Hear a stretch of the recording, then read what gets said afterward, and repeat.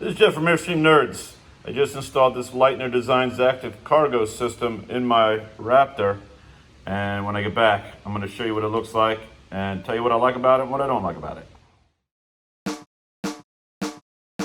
Airstream song, cruising to the campsite singing our song. Airstream song, we are the Airstream Nerds.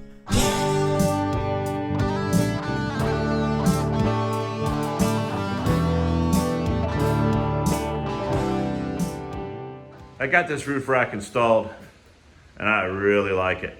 I like the way it shapes to the side, to the angle of the Raptor, as you can see. It looks nice on the back here. It's black. It's rounded and squared, which is kind of like our truck. There are some sharp angles on our truck and some soft angles. So I think it's a great complement. You can put accessories on here. As you can see, I've got the light bracket here. I've got the tie downs on the four corners. They're there and over there.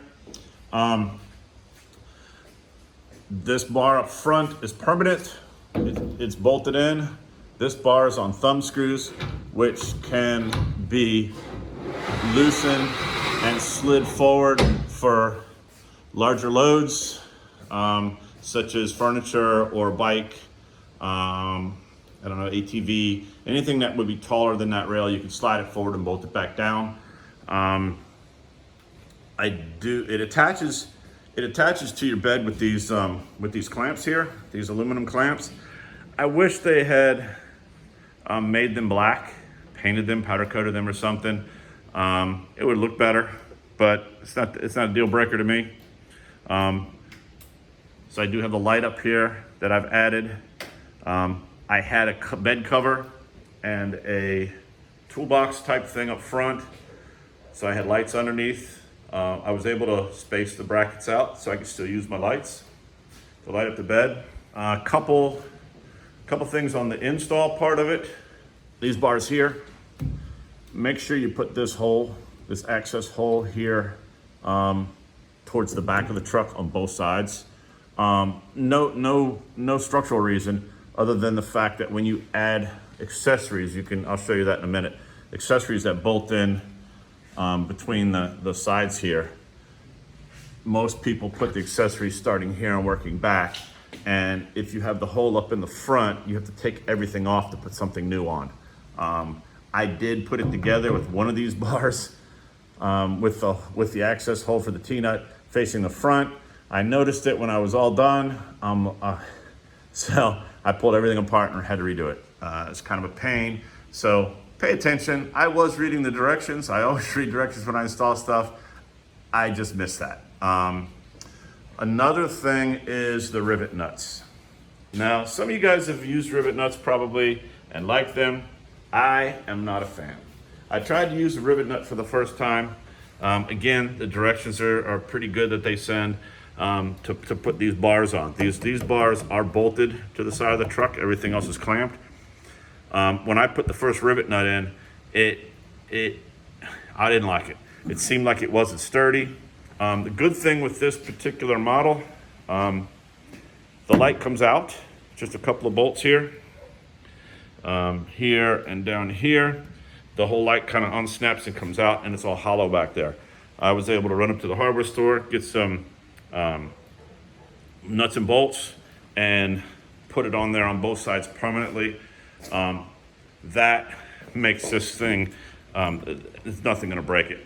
It probably increases the weight that you can put on here by a little bit. Manufacturer does say that going down the highway, you can put 500 pounds of weight.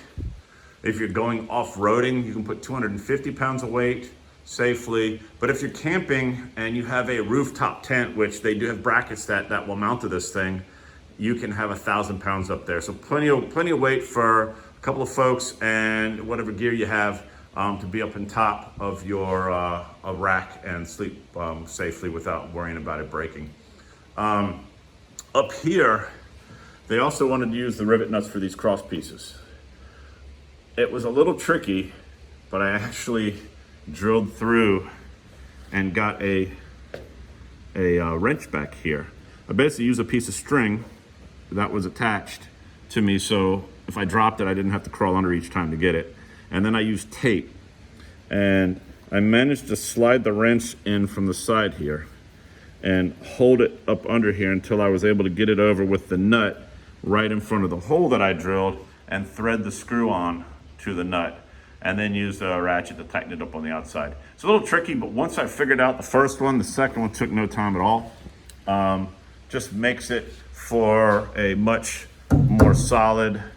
I'm not gonna have to worry about those rivet nuts having any issues because I didn't use them. All in all, I love this rack. Like I said, I don't have any of the bolt-on accessories yet, other than the light bracket and the tie downs.